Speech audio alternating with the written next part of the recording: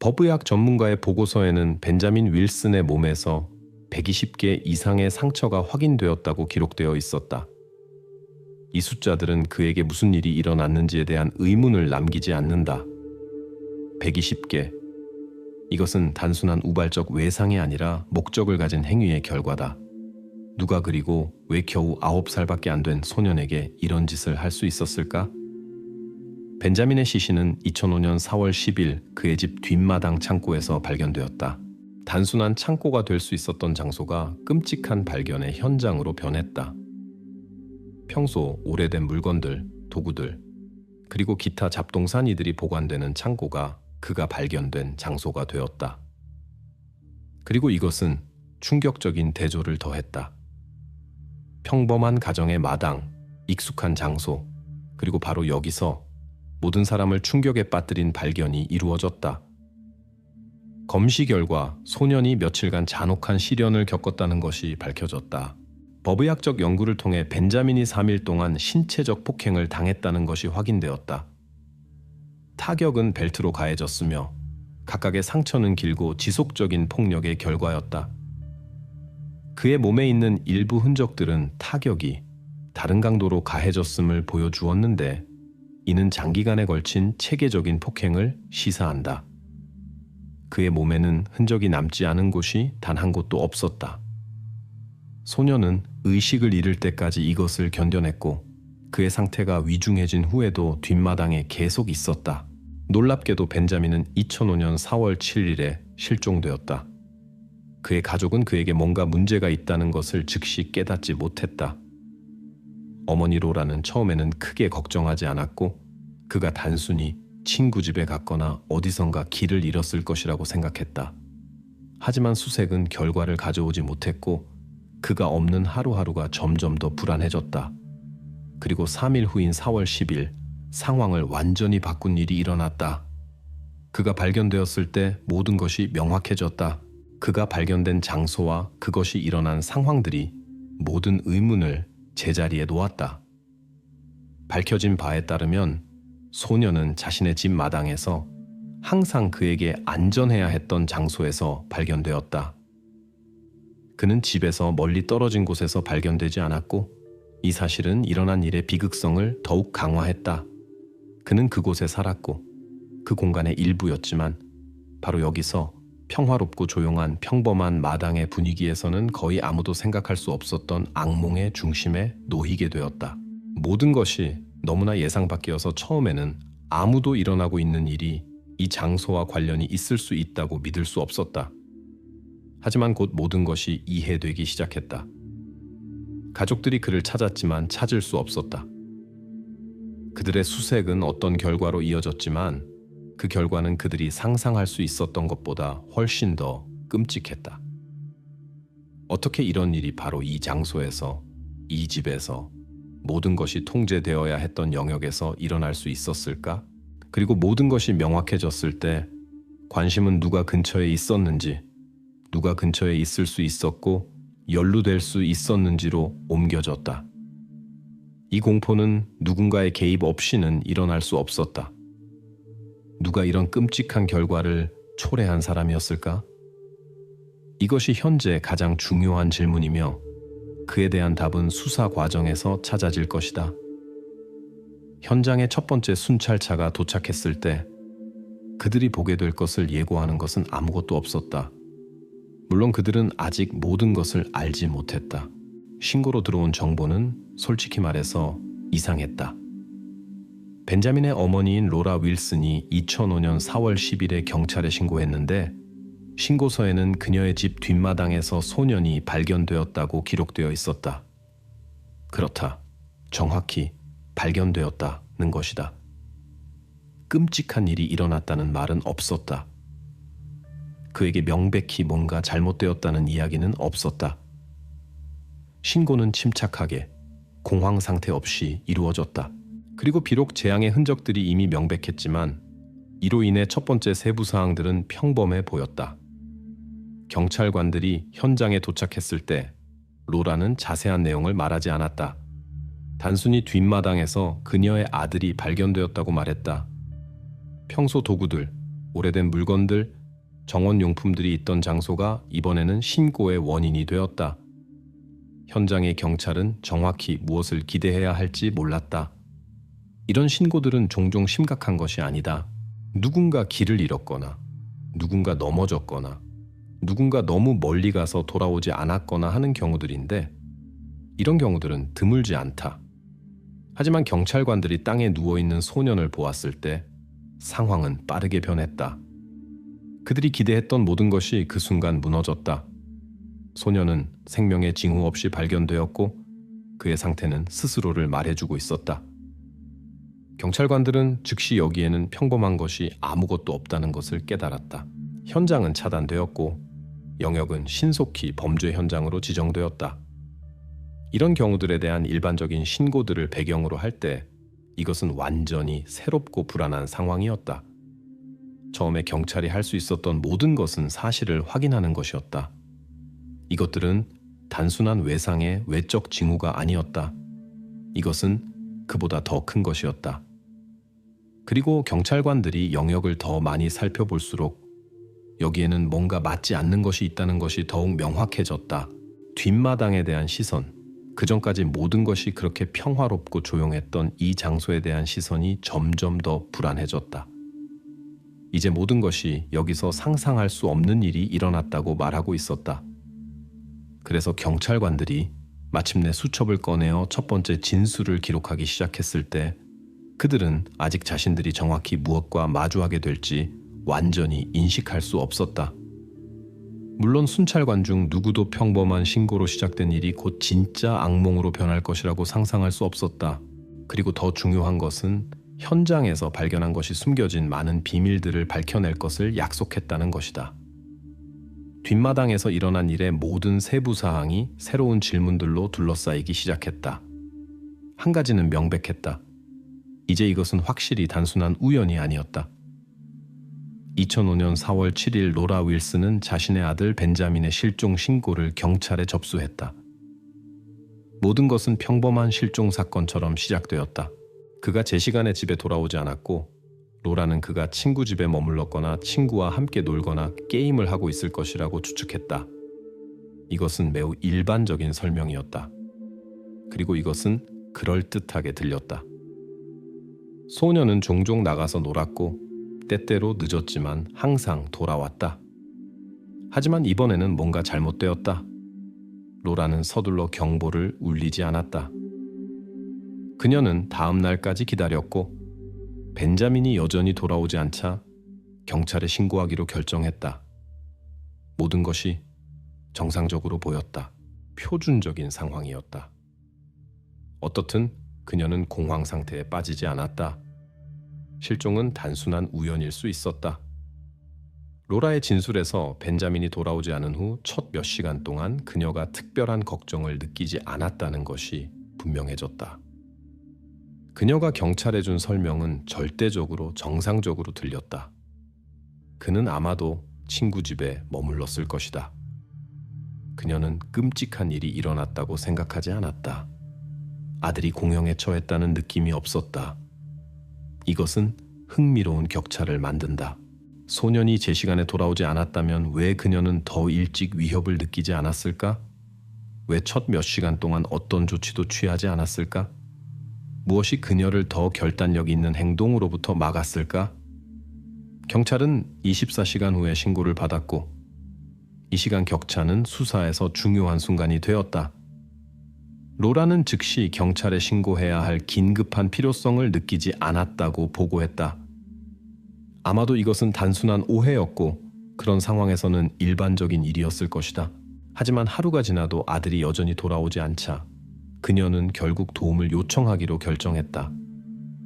실종 신고의 지연은 특별한 일이 아닌 것처럼 보였고 많은 부모들이 이런 식으로 자신들의 두려움을 미룰 수 있다. 하지만 이것을 일반적인 부주의로 받아들여야 할까? 아니면 더 큰 것이 있을까? 반응의 지연이 이 사건에서 많은 이상한 순간들 중 첫 번째일 가능성이 충분히 있다. 로라와 그녀의 남편 로널드의 말에 따르면 경찰에 신고하기 전에 그들은 벤자민을 찾기 위해 몇 가지 조치를 취했다. 그들은 스스로 그를 찾으려고 노력했고 주변을 수색했으며 친구들에게 전화를 걸었다. 이 모든 것은 걱정하는 부모들의 일반적인 행동처럼 보였다. 친구들의 부모에게 전화하기, 인근 거리에서 수색하기, 이 중 어느 것도 이상해 보이지 않았다.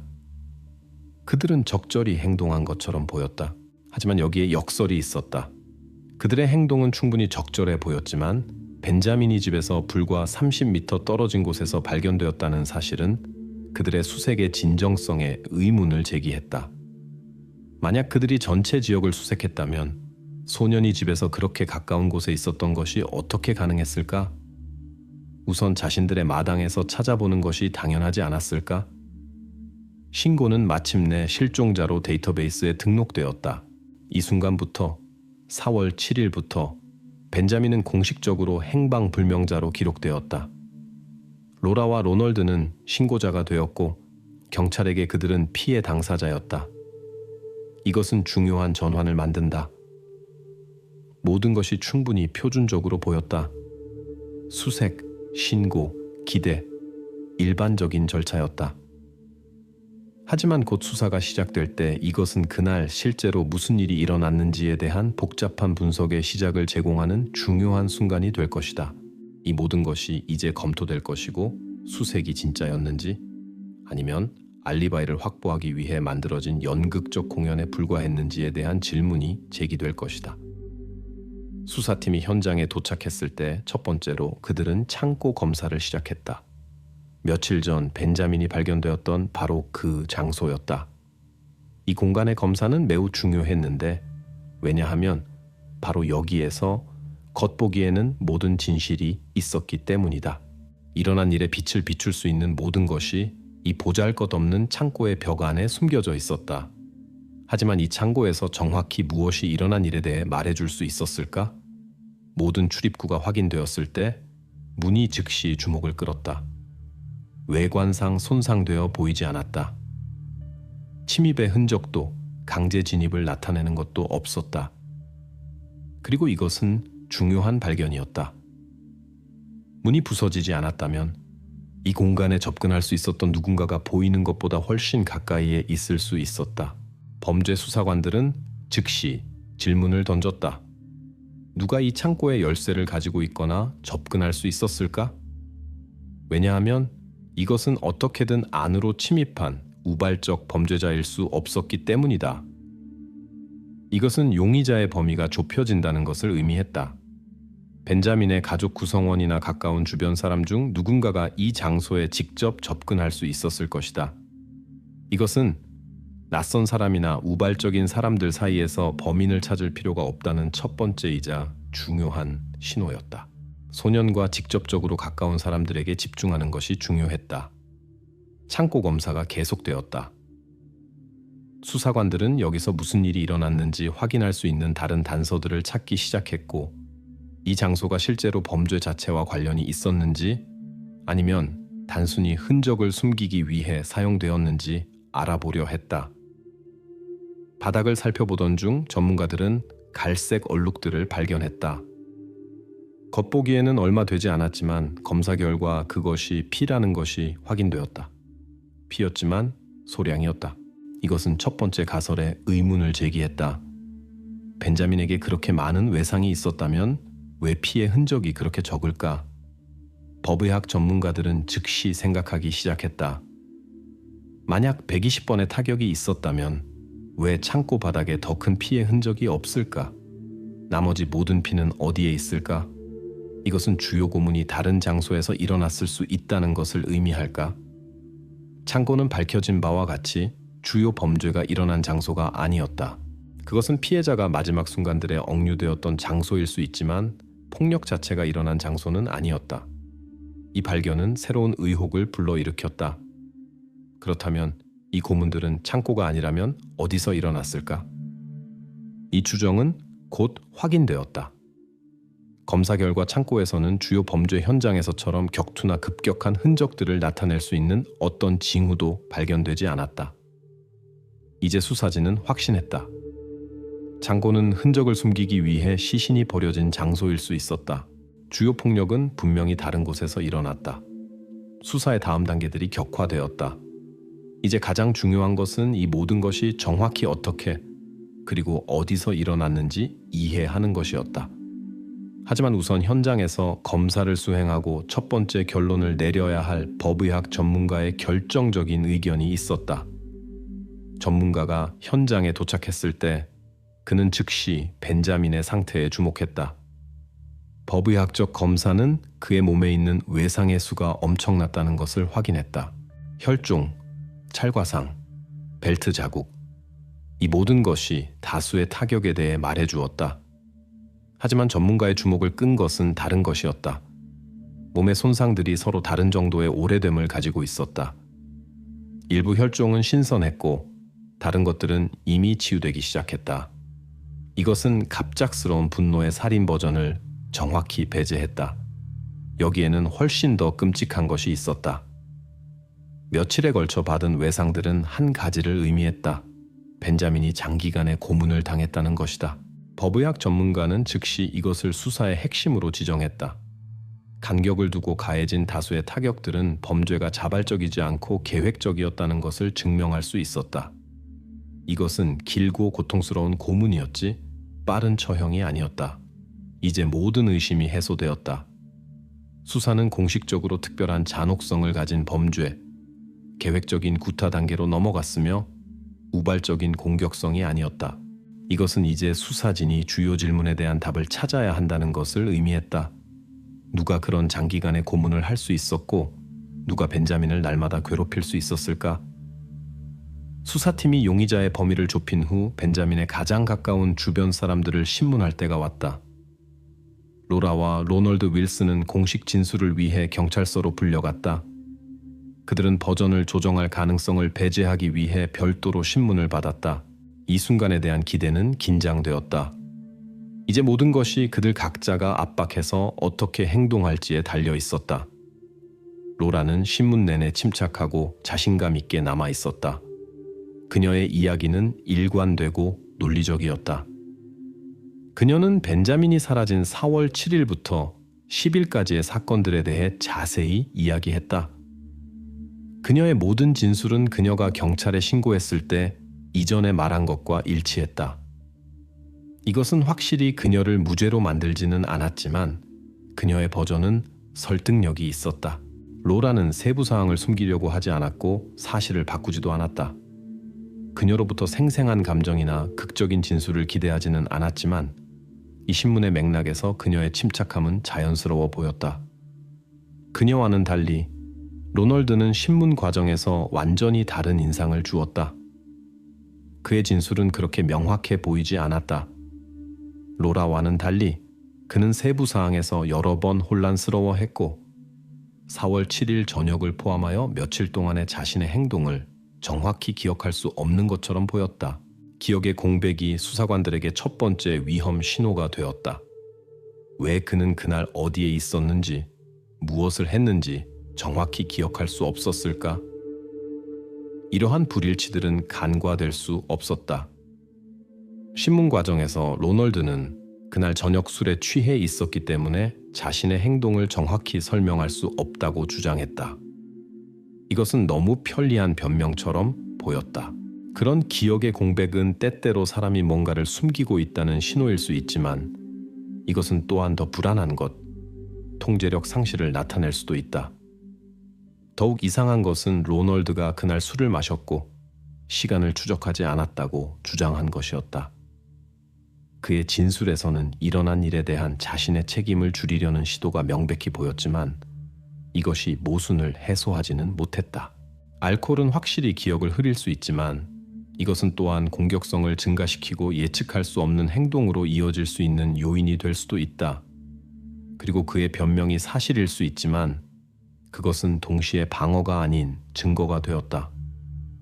알코올, 그날 저녁에 그것의 섭취는 그의 불안정한 행동을 강조하고 핵심 순간에 대한 명확한 알리바이를 제공하지 않는 중요한 요소가 되었다. 수사관들은 4월 7일 저녁에 대한 그의 알리바이가 독립적인 증인들에 의해 확인되지 않았다는 것에 주목했다. 그는 이 기간 동안 어디에 있었는지 정확히 말할 수 없었고 그의 말을 확인할 수 있는 증인들을 제공할 수도 없었다. 이 모든 것이 그에 대한 의혹을 강화시킨 결정적인 순간이 되었다. 그의 입장은 너무 약해 보였고 이제 그는 주목의 중심에 있게 되었다. 이 모든 불일치들을 배경으로 로널드는 주요 용의자가 되었다. 로널드를 가리키는 모든 사실들이 하나의 그림으로 합쳐지기 시작했다.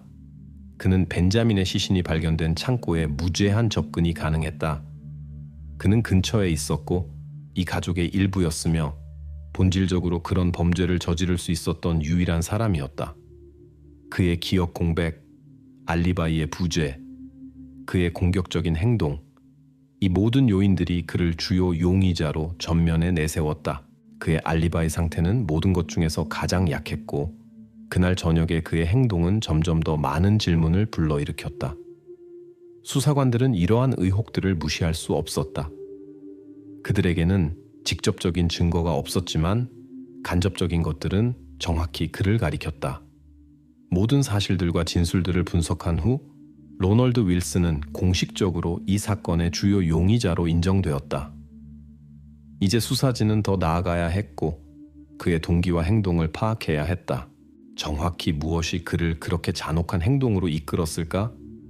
그리고 그런 끔찍한 범죄를 설명할 수 있는 동기들이 얼마나 깊이 숨겨져 있을까? 수사진이 작업에 착수한 지 얼마 후 그들은 병리학자의 최종 보고서를 받았다.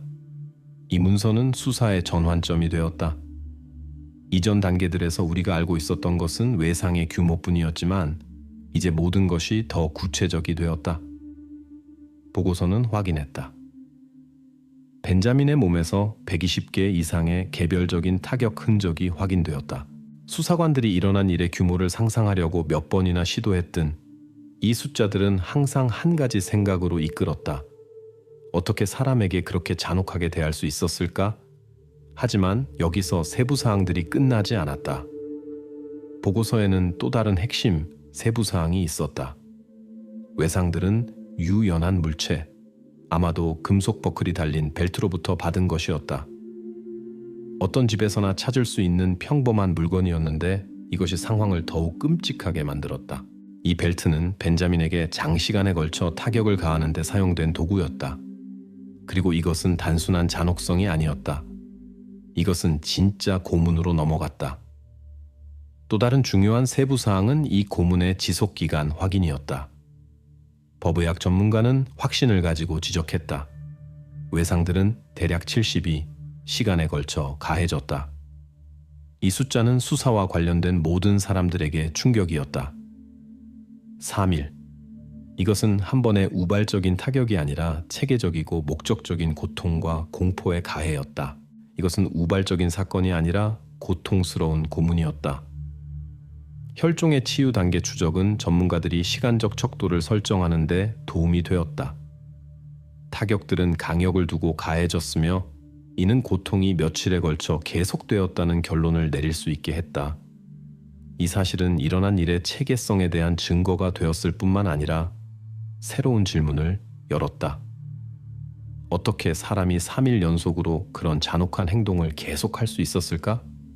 그리고 왜 아무도 이것을 더 일찍 알아차리지 못했을까? 보고서 데이터를 바탕으로 수사관들은 과학적 사실들을 로널드의 행동과 대조하기 시작했다.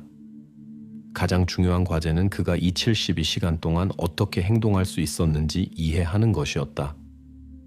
그의 진술에 따르면 그는 벤자민과의 관계가 정상적이었고 폭력적인 행동을 하지 않았으며 그와 갈등이 없었다고 계속 주장했다. 하지만 이제 병리학자의 데이터를 받은 후 이 말들은 더욱 설득력이 없게 들리기 시작했다. 로널드는 힘의 사용 사실을 인정하기를 거부했으며 소년과의 관계가 평범했다고 주장했다. 그는 어떤 문제도 몰랐고 그들의 가족 관계를 불안한 것으로 여기지 않았다. 이 진술은 검사 결과와 직접적으로 모순되었다. 벤자민의 몸에는 숨길 수 없는 흔적들이 있었다. 이것들은 길고 고통스러운 고문의 흔적들이었지 우발적인 갈등의 흔적들이 아니었다. 그리고 로널드가 모든 것이 정상적이었다고 계속 주장했지만 그의 말들은 어떤 비판도 견딜 수 없었는데 더욱이 이 모든 시간 동안 수사진이 장기간의 고문이라고 부르는 바로 그것이 계속되고 있었다. 로널드의 진술과 과학적 데이터가 직접적인 모순에 빠졌다. 검사는 장기간의 폭력 기간을 명확히 나타냈고, 로널드는 양아들과의 관계가 평범한 범위를 벗어나지 않았다고 계속 주장했다. 로널드의 입장은 점점 더 흔들리게 되었고, 이것은 간과될 수 없었다. 정상적인 관계에 대한 그의 주장은 명백한 거짓말처럼 보였고, 그가 신문을 받았을 때의 수색은 현실과 일치하지 않았다. 논란의 여지가 없는 증거가 된 법의학 보고서는 의심의 여지를 남기지 않았다. 로널드가 말한 모든 것이 사실들과 대립되었다. 이제 수사진은 이해했다. 그들의 과제가 명확해졌다. 그들은 단순히 용의자의 말에 의존할 수 없었다. 그가 진실로 제시하려고 했던 거짓말을 물리적 증거로 반박해야 했다. 그리고 그들이 이제 찾아야 할 핵심 증거는 범행 도구였다. 바로 이 잔혹한 타격들을 가하는 데 사용될 수 있었던 금속 버클이 달린 벨트였다. 하지만 문제는 도구에만 있는 것이 아니라 로널드를 이 범죄와 직접 연결시킬 수 있는 다른 증거들에도 있었다. 이 벨트는 어디에 있었을까? 집이나 다른 곳에서 찾을 수 있을까? 바로 이것이 수사의 다음 단계에서 주요 과제가 되었다. 다음으로 수사진은 모든 증거를 완전히 뒷받침할 수 있는 최종 증거를 찾는 것이 수사의 절정이 될 살인 무기 찾기에 집중해야 했다.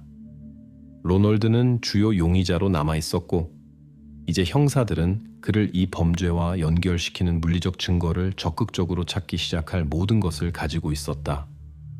수사진이 검사의 최종 결과를 받은 후 새로운 분석 단계가 시작되었다.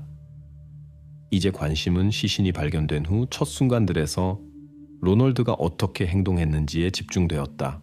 모든 시선이 그에게 향했다. 그는 진술에 따르면 벤자민을 발견한 사람이었다. 현장에서의 행동이 수사의 중요한 부분이 되었다. 현장에 처음 도착한 경찰관의 보고서에는 가족 구성원들이 어떻게 행동했는지가 기록되어 있었다. 그리고 만약 로라의 반응이 예상 범위 내에 있었다면 충격, 눈물, 통제력 상실, 로널드의 행동은 즉시 수사관들의 주목을 끌었다. 그는 침착했고 거리감이 있었으며 마치 일어난 일이 그와 관련이 없는 것처럼 보였다.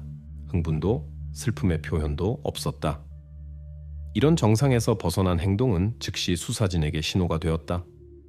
그의 행동 묘사에는 일반적으로 슬픔이나 비극과 연관되는 말들, 불안, 당황, 일어난 일을 파악하고 싶은 욕구이 없었다. 대신 차가운 침착함이 있었다. 로라가 감정에 휩쓸린 동안 로널드는 관찰자처럼 보였지, 방금 양아들을 잃은 사람처럼 보이지 않았다.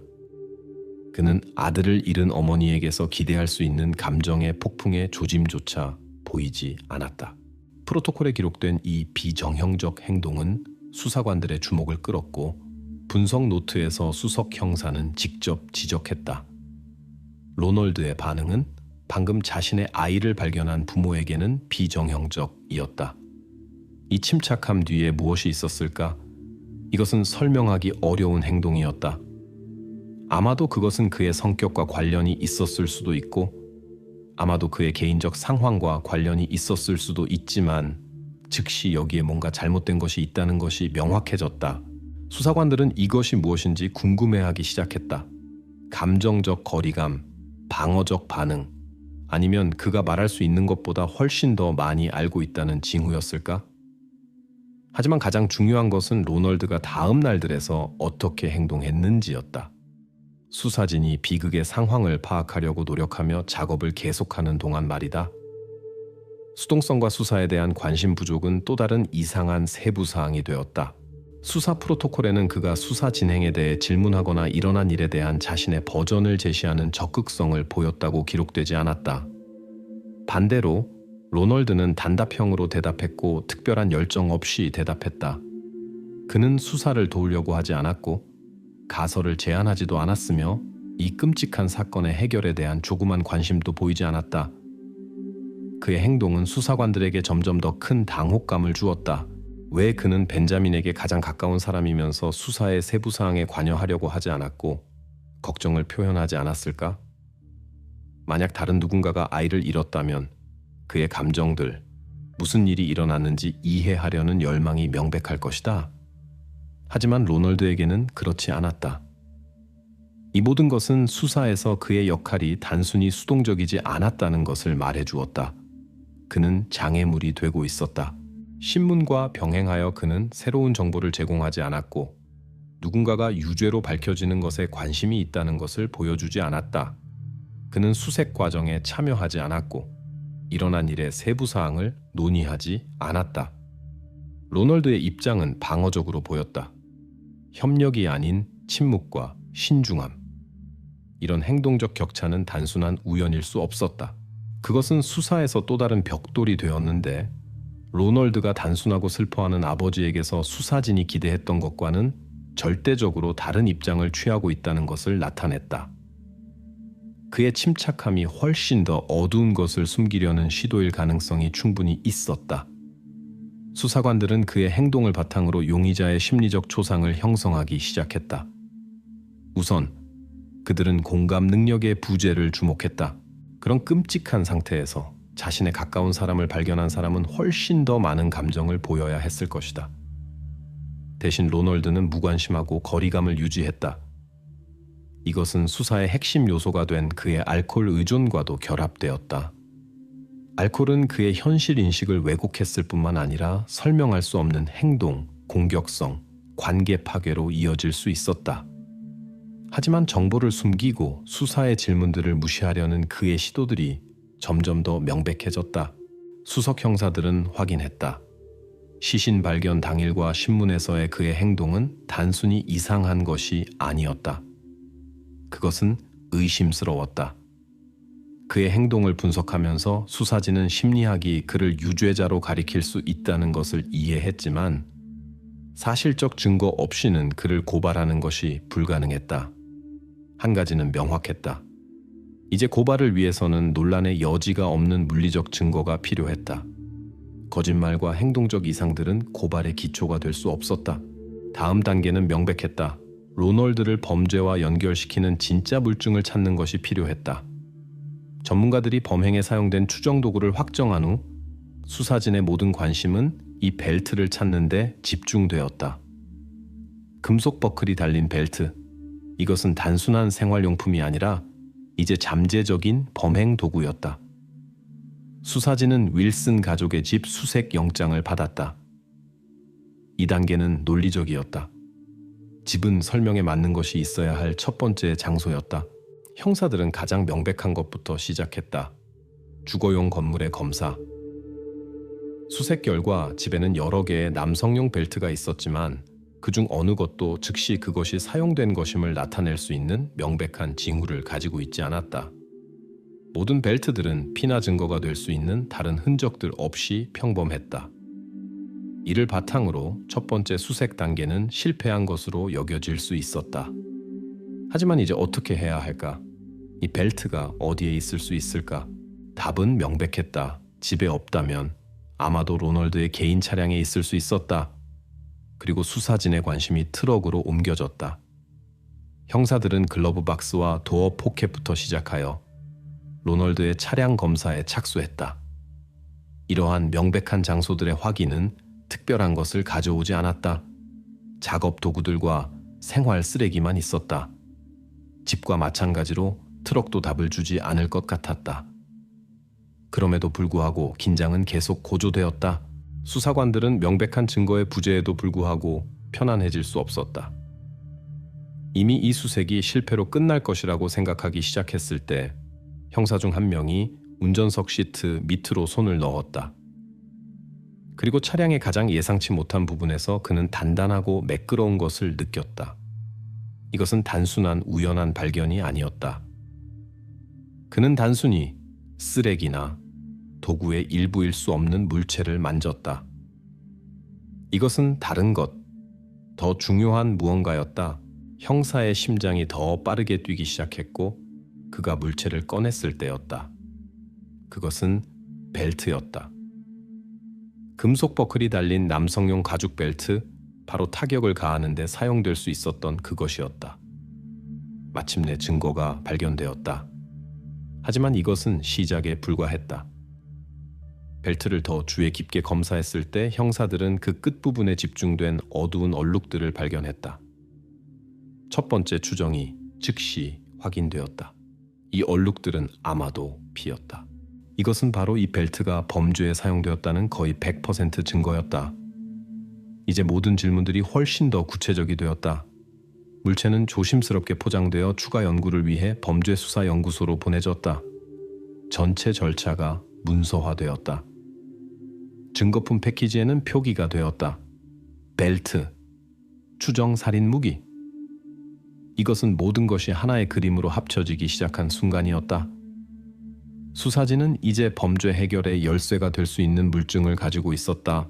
하지만 아직 실험실 분석을 수행하고 이것이 비극의 날에 사용된 바로 그 벨트라는 것을 확인해야 했다. 벨트와 범죄의 연관성에 대한 질문이 이제 전체 수사의 중심이 되었다. 로널드 윌슨의 트럭에서 벨트가 발견된 후 그것은 즉시 검사로 보내졌다. 이것은 벨트가 타격을 가하는 데 사용되었다는 수사진의 이론을 확인하거나 반박할 수 있는 가장 중요한 증거였다. 수사진의 모든 행동은 이제 과학이 무엇을 말할지에 달려 있었다. 모든 단계를 거쳐 벨트는 주 범죄수사연구소에 도착했고 전문가들은 일련의 철저한 검사를 시작했다. 전문가들이 스스로 설정한 첫 번째 과제는 DNA 분석을 수행하는 것이었다. 이 과정은 빠르지 않았고 정확한 결과를 얻기 위해서는 시간이 필요했다. 벨트 표면에서 생물학적 물질의 긁어냄이 채취되었고 그것들은 실험실 연구로 보내졌다. DNA 추출, 샘플과의 비교, 이것은 표준 절차였지만 모든 세부 사항이 중요했다. 그리고 마침내 오랫동안 기다려온 결과가 나왔다. 벨트에서 피의 흔적이 발견되었다. 하지만 가장 중요한 것은 일치였다. 벨트의 DNA가 벤자민 윌슨의 DNA와 완전히 일치했다. 이 결과는 결정적이었다. 그것은 벨트와 피해자 사이의 직접적인 연결을 확립했다. 이것은 단순히 우발적으로 물체에 피가 묻은 것이 아니었다. 벨트는 아마도 벤자민이 외상을 입은 도구가 되었을 것이다.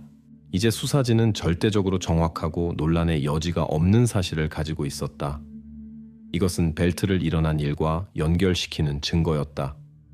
하지만 물론 수사관들은 이것만으로는 충분하지 않다는 것을 이해했다. 피의 존재뿐만 아니라 범죄의 모든 세부 사항을 밝힐 수 있는 추가 증거들을 확립하는 것이 중요했다. 전문가들은 계속 작업했고 그들의 노력은 추가 결과로 이어졌다.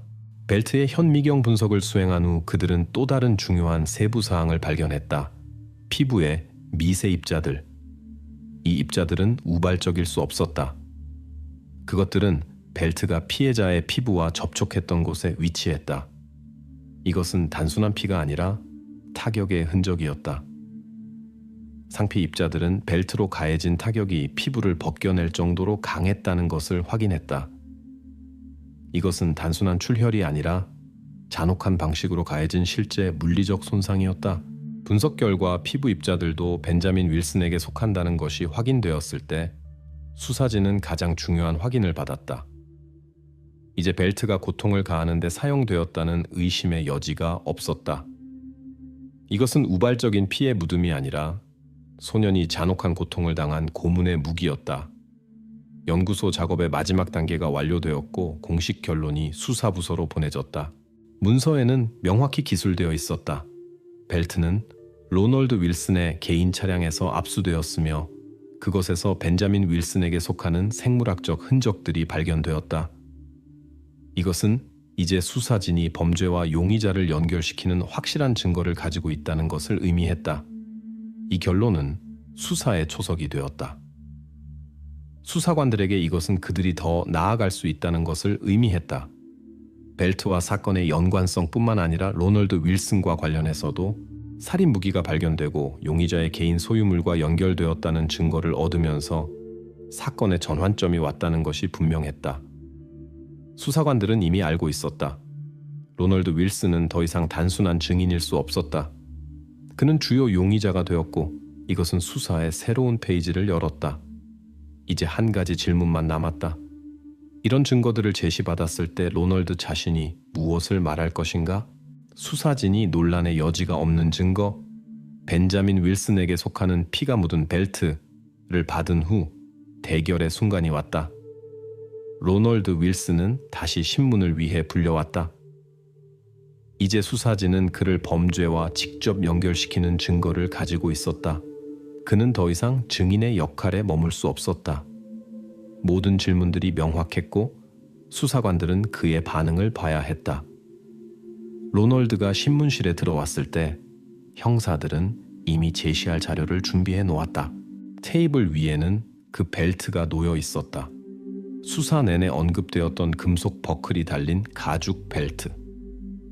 로널드에게 그것을 보여주고 전문가들의 결론을 읽어주었다.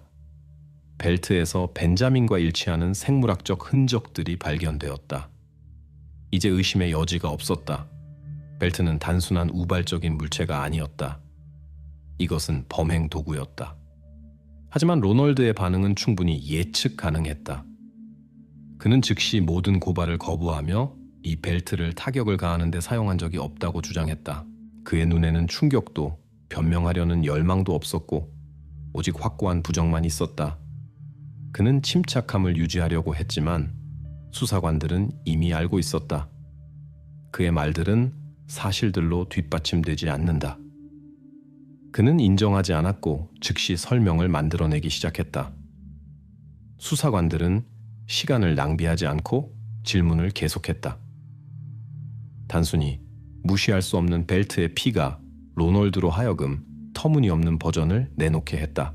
그는 아마도 벤자민이 코피가 있을 때 다쳤거나 다른 아이들과의 싸움 중에 벨트가 더러워졌다고 말하기 시작했다. 그는 소년을 문제아로 묘사하며 벤자민이 자주 싸움에 휘말렸다고 주장했다. 예상대로 이 설명은 약하게 들렸다. 이것은 외부 상황에 죄를 전가하고 자신으로부터 주의를 돌리려는 시도였다. 로널드는 벨트가 단순히 잘못된 장소에 있었을 수 있다고 말했지만 그의 어떤 버전도 설득력 있게 들리지 않았다. 이 모든 것이 진실해 보이지 않았고 오히려 자신을 구원하려는 절망적인 시도처럼 보였다. 수사관들은 이 버전을 주의 깊게 살펴보지 않을 수 없었다. 물론 그들은 가장 터무니없는 것이라도 모든 측면을 확인해야 했는데 중요한 것을 놓치지 않았는지 확실히 하기 위해서였다. 벤자민의 주변 환경 확인이 시작되었고 우선 그의 행동과 다른 아이들과의 상호작용에 대한 것이었다. 로널드가 말한 그 싸움들의 증인이 있을 수 있었을까? 그의 이야기에 대한 확인이 있었을까? 답들은 빠르게 명백해졌다. 벤자민의 교사들과 신문이 진행되었는데 그들은 로널드의 버전을 단호히 부정했다. 그들은 소년을 조용하고 근면한 학생으로 묘사했으며 싸움에 휘말리지 않는다고 했다. 학교 간호사도 벤자민의 빈번한 외상이나 코피에 대한 기록이 없었다. 더욱이 벤자민의 친구들과도 이야기를 나눈 수사관들은 그를 평화롭고 친근한 청소년으로 묘사했다. 그가 다른 아이들과 자주 싸웠다는 어떤 정보도 없었다. 모든 새로운 증언이 로널드의 버전을 파괴했다. 소년을 문제 청소년으로 만들어 그를 어렵다고 제시하려는 그의 시도들은 실제 기반이 전혀 없었다. 친구들, 교사들, 간호사는 모두 같은 말을 했다. 벤자민은 공격적이거나 싸움을 좋아하는 성향이 없었다. 이것은 완전한 거짓말이었고 수사진은 로널드가 단순히 착각한 것이 아니라는 것을 최종적으로 이해하기 시작했다. 그는 현실과 아무 관련이 없는 이야기를 만들어내려고 했다. 모든 이런 증언들이 수집되었을 때 로널드의 버전은 공식적으로 폐기되었다. 그는 다른 사람에게 화살을 돌리려고 했지만 그의 설명 중 어느 것도 사실들로 확인되지 않았다. 그가 그렇게 절망적으로 만들어내려고 했던 거짓말이 폭로되었고 수사진은 이제 한 가지를 확신했다. 로널드 윌슨은 말하고 있는 것보다 훨씬 더 많이 알고 있었다. 그의 모든 행동, 시신 발견에 대한 이상한 반응부터 벨트의 피에 대한 이유를 둘러싼 거짓말까지는 그를 주요 용의자로 가리켰다. 이제 수사진은 그의 버전이 완전히 반박되었다는 것을 알았고 새로운 질문이 핵심이 되었다. 로널드의 과거에 무엇이 더 숨겨져 있어서 그의 행동과 행위를 설명할 수 있을까? 로널드의 벨트에 피가 우발적으로 나타날 수 있다는 버전이 반박된 후 수사진은 더 깊이 파고들기로 결정했다. 많은 질문들에 대한 답이 그의 과거에 있다는 것이 명백했다. 그가 실제로 누구인지, 그의 성격이 어떻게 그렇게 잔혹한 처형으로 이어질 수 있었는지 이해하기 위해 수사관들은 로널드 윌슨의 전기에 대한 심화 확인을 시작했다. 이 모든 것은 그들의 버전을 추가로 강화하기 위해서뿐만 아니라 그가 정말로 그런 행동을 할 수 있는 사람이었는지 알아보기 위해서도 필요했다. 이 수사 과정에서 로널드가 흠없는 사람이 아니라는 것이 밝혀졌다. 문서에서 그의 체포 기록들이 나타났다. 그의 범죄의 과거의 중요한 부분이 된 두 건의 사건들. 2002년에 그는 음주운전으로 구금되었고 2004년에는 알코올 중독 상태에서 공공질서 위반으로 구금되었다. 이런 사실들은 소문이나 추측이 아니라 공식 기록들이었다. 그리고 그런 사건들이 그 자체로는 우연처럼 보일 수 있지만 그것들의 빈도는 훨씬 더 심각한 문제에 대해 말해주었다. 로널드는 단순히 주기적으로 법을 위반하는 것이 아니었다. 그는 알코올과 공격적 행동이 연결된 패턴의 일부가 되었다. 음주가 갈등의 촉매가 되는 이런 행동 패턴은 이제 그의 현재 상태와 가족 내 관계와 완전히 일치했다. 로널드의 알코올과의 역사적 경험과 공격적 행동에 대한 그의 성향의 존재는 점점 더 명확한 그림을 만들어냈다. 그는 단순히 모든 사람이 직면하는 문제들을 가진 일반적인 사람이 아니었다. 그는 술을 마셨을 때 감정을 다룰 수 없었고 이런 순간들이 그의 삶과 주변 사람들의 삶을 파괴로 이끌었던 사람이었다. 법과의 문제에 대한 이 결론은 새로운 수사 전략의 기초가 되었다. 수사관들은 그에게 폭력 성향이 있다는 것을 알았고 이제 이것이 벤자민과의 관계에서 어떻게 나타났는지 이해해야 했다. 수사관들은 로라 윌슨에게 돌아가기로 결정했다. 이제 그들이 로널드의 과거에 대한 사실들을 가지고 있을 때 그들은 그녀에게 압력을 가할 수 있었다. 그녀의 남편이 공격적이었을 뿐만 아니라 지속적으로 사람들에게 화를 냈다는 이해는 그들로 하여금 더 솔직한 질문들을 그녀에게 하게 만들었다. 로라는 남편과의 관계뿐만 아니라 가족에서 일어났던 싸움들에 관한 질문들에 답하기 위해 다시 신문을 위해 불려왔다. 로라에게 로널드의 과거에 대한 사실들이 제시되었을 때 그녀의 답변들이 바뀌었다. 그녀는 이전보다 더 솔직하게 말하기 시작했다. 증거의 압력 하에 그녀는 로널드와 벤자민 사이의 싸움들이 규칙적이었다고 인정했다. 로널드는 엄격했고 성격이 급했으며 특히 술을 마셨을 때 그랬다. 이 인정은 가족에 진짜 문제들이 있었다는 첫 번째 확인이 되었는데 모든 사람이 무시하는 것처럼 보였던 문제들이었다. 하지만 수사관들이 왜 그녀가 일어나고 있는 일에 개입하지 않았는지, 왜 싸움들을 멈추려고 하지 않았는지 물었을 때 로라는 이상한 답변을 했다. 그녀는 모든 것이 그렇게 심각하다고 생각하지 않았다고 말했다. 그녀는 이런 갈등들을 위협으로 인식하지 않았는데 그것들이 규칙적이었음에도 불구하고 말이다. 이 답변은 수사에서 핵심 순간이 되었다. 로라는 뭔가 잘못되었다는 것을 인식했지만 개입하려고 하지 않았다. 그녀는 싸움들이 더 끔찍한 것으로 이어질 수 있다고 믿지 않았다. 그런 무행동이 치명적인 역할을 했다. 로라는 이 가족의 일부였고 본질적으로 사건들의 추가 발전을 막을 수 있었지만 그렇게 하지 않았다. 그녀의 수동성은 그녀를 공범의 위치에 놓았다. 적어도 과실에 의해서라도. 이것은 수사진에게 새로운 질문을 열었다. 왜 그녀는 아들을 보호하기 위한 조치를 취하지 않았을까? 상황이 그렇게 긴장되었다면 왜 당국의 주의를 끌지 않았고 로널드와 갈등하지 않았을까? 이제 수사진은 전체 그림이 어떻게 형성되는지 명확히 볼 수 있었다.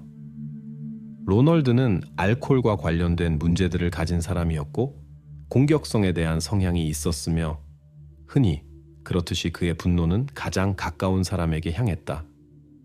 벤자민은 분명히 이 사슬의 마지막 고리가 되었는데 가장 작은 불순종도 폭발을 일으킬 수 있었다. 로널드의 공격성과 벤자민과의 지속적인 싸움들이 비극으로 이어졌다. 그리고 이제 로널드의 과거 발견과 로라의 인정 덕분에 수사진은 마침내 사건들을 재구성할 수 있었다. 이것은 우발적인 폭력 행위가 아니었고 이것은 수개월 그리고 수년간의 갈등들의 결과였으며 그것들은 돌이킬 수 없게 될 때까지 계속 증가했다. 수사진은 로널드에게 명확한 동기가 있다는 것을 명확히 보았다. 알코올, 공격성, 그리고 축적된 적대감. 이것은 미리 계획된 행위가 아니라 평범한 가족 갈등의 갑작스러운 확대의 결과였고 그것이 비극이 되었다. 상황이 명확해졌고 이제 수사진은 최종 단계로 나아갈 수 있었다. 모든 핵심 증거들이 수집되었다. 벨트가 있었고 벤자민과의 연결 확인이 있었고 파괴된 알리바이가 있었고 거짓 증언들이 있었고 이제 용의자의 심리적 초상까지 있었다. 수사관들은 최종 대결을 준비했다. 질문은 하나만 남았다. 로널드가 이 모든 증거들을 제시받았을 때 어떻게 반응할 것인가? 마침내 진실의 순간이 왔다. 모든 증거들이 수집되었고 모든 증명들이 수사진의 손에 있었다. 로널드 윌슨은 그를 오랫동안 추적해온 질문들에 답해야 했다. 그는 신문실로 이송되었고 비디오 카메라가 켜졌다. 이 순간 형사들은 결단력 있게 설정되었다. 그가 진실에서 벗어나려고 시도할 수 있었던 이전 만남들과는 달리 오늘 그는 사실들과 마주해야 했다. 형사들은 서두르지 않았다. 그들은 체계적으로 행동하며 로널드 앞에 카드들을 하나씩 놓았다. 우선 그들은 어떤 비판도 견딜 수 없었던 그의 알리바이의 모든 불일치들을 읽었다. 그 다음 그들은 그에게 벨트 사진들을 보여주고 전문가들의 결론을 읽어주었는데 거기에는 흑백으로 쓰여 있었다. 벨트의 피는 벤자민에게 속한다는 것이. 로널드에게 이것은 타격이었다. 그는 침묵했다. 이 순간 그의 방어가 무너지기 시작했다는 것이 명백해졌다. 그는 반대하지도 부정하지도 않았다. 그냥 침묵했다. 정적이 2분 44초 동안 지속되었다. 바로 이 침묵에서 형사들은 그의 갑옷이 균열되기 시작했다고 느꼈다.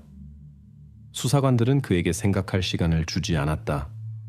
그들은 그가 무시할 수 없는 질문들에 답해야 한다는 것을 알았다. 이제 그들이 증거와 모든 사실들을 가지고 있을 때 그들은 더 개인적인 것으로 전환했다. 로널드는 항상 타격을 가한 사람이 자신이었다는 것을 부정할 수 있었지만 이제 그들은 가족 내부로부터의 진실을 그에게 쏟아부어야 했다. 형사들은 그의 아내인 로라의 증언들을 읽기 시작했는데 그와 벤자민 사이의 싸움들이 빈번했다는 것, 로널드가 특히 술을 마셨을 때 자주 공격성을 보였다는 것에 대한 내용이었다. 로라는 이런 싸움들에 대해 알고 있었지만 아무것도 하지 않았다고 인정했으며 그것들을 일반적인 가족 문제로 여겼다. 이것은 그의 입장에 대한 마지막 타격과 같았다. 그는 더 이상 거짓말 뒤에 숨을 수 없었다. 그와 함께 살았던 그의 아내가 이제 그에게 불리하게 증언하고 있었다. 이 순간 그의 방어가 무너졌다.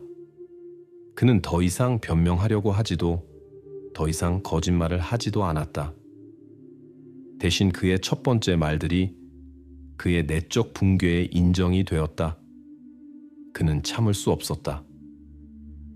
이것은 직접적인 인정은 아니었지만 이것은 이미 부정이 아니었다. 부정이 그는 자신의 행동을 설명하려고 했지만 이미 뭔가 잘못되었다는 것을 숨기지 않았다. 형사들은 시간을 낭비하지 않고 마지막 결정적인 질문을 했다. 로널드, 4월 7일에 무슨 일이 일어났는지 말해주세요. 이것은 그의 침묵이 계속될 수 없는 순간이었다. 로널드는 말하기 시작했다. 그가 말할 수 있었던 모든 것은 몇 개의 단편적인 구문들이었다. 그는 싸움에 대해, 모든 것이 어떻게 통제에서 벗어났는지에 대해 말했다. 그는 알코올을 언급했다. 그리고 마침내 인정했다. 나는 그를 벨트로 때렸다. 이 말들이 수사의 절정이 되었다. 그는 타격을 가했다는 것을 인정했고 그것이 치명적인 실수가 되었다는 것을. 형사들이 그에게 살인을 인정하는지 물었을 때 로널드는 부정하지 않았다. 답변은 간단했지만 정확했다. 그렇다. 이 인정이 기록되었고 공식 확인이 되었다. 범죄가 해결되었고 범인이 발견되었다. 로널드 윌슨의 인정 후 수사진은 아직 진정할 수 없었다. 그가 타격을 가했다고 인정했지만 그의 인정은 모든 공백을 메우기 위해 확인되어야 했다. 신문 중에 그는 중요한 세부 사항을 언급했는데 그것은 그전까지 알려지지 않았던 것이었다.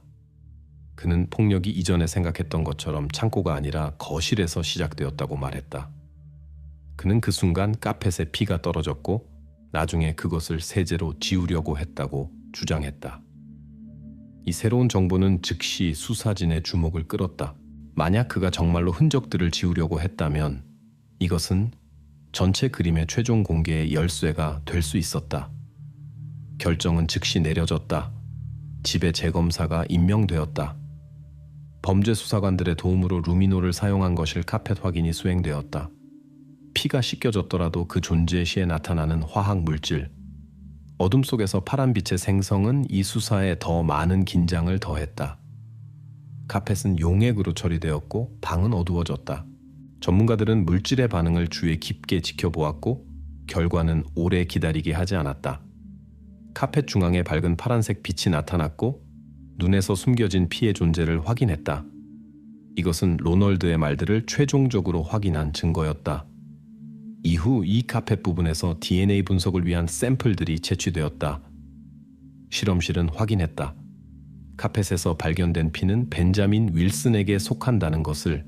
이것은 로널드의 인정을 확인했을 뿐만 아니라 그가 범죄의 흔적을 숨기려고 시도했고 집에서 증거를 파괴했다는 것을 증명했다. 범죄의 흔적을 숨기려는 시도는 그의 가능한 방어를 완전히 파괴했다. 이제 수사진은 확신했다.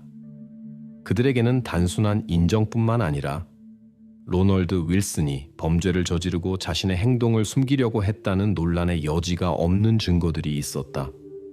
모든 사실들이 연결되었고 사건이 최종 그림으로 합쳐지기 시작했다. 다음 단계는 명백했다.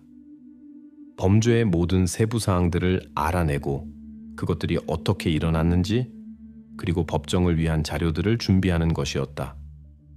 모든 증거들이 수집되고 로널드의 인정이 공식적으로 기록되고 사건이 법정으로 넘겨진 후였다. 법정에서 그의 변호사들은 범죄가 감정 상태에서 일어났고 의도적인 살인이 아니었다고 주장하며 그의 책임을 완화하려고 시도했다. 하지만 인정, DNA 분석, 피해 흔적, 증거 은폐 시도를 포함한 수집된 모든 증거들에도 불구하고 그의 죄에 대한 의심의 여지는 없었다. 법원은 로널드 윌슨을 벤자민 윌슨 살인죄로 유죄로 인정했다. 심리학적 분석은 그의 공격성이 우발적이지 않고 장기간에 걸쳐 축적되었으며 그가 자신의 행동을 통제할 수 있었다는 것을 확인했다. 따라서 알코올과 개인적 문제들과 관련된 완화 상황들에도 불구하고 로널드는 가석방 없는 종신형을 선고받았다. 벤자민의 어머니인 로라 윌슨은 범죄적 과실로 유죄로 인정되었다. 그녀는 가족에서 정기적인 싸움들이 일어남에도 불구하고 일어나고 있는 갈등들에 개입하지 않았고 비극을 예방하려고 시도하지 않았다. 그녀의 형은 덜 엄격했다. 그녀는 집행유예를 받았고 심리치료 과정을 받을 의무가 있었다. 재판 후 윌슨 가족은 파괴되었다. 로널드는 감옥에 갇혔고 로라는 죄책감과 상실감을 안고 계속 살았다. 한때 평범해 보였던 가족이 이제 그들을 알았던 모든 사람들의 삶에 깊은 흔적을 남긴 비극의 일부가 되었다. 재판 후 곧 로라의 재활이 시작되었지만 그녀는 제때 개입하지 않은 것에 대한 죄책감에서 결코 회복할 수 없었다. 이 비극은 많은 사람들에게 교훈이 되었다. 그녀의 가족뿐만 아니라 이 사건을 지켜본 사람들에게도, 그리고 아마도 처음으로 가족 관계를 감시하고 비록 그것들이 사소해 보일지라도 폭력의 징후들을 무시하지 않는 것이 얼마나 중요한지 이해한 사람들에게도 말이다.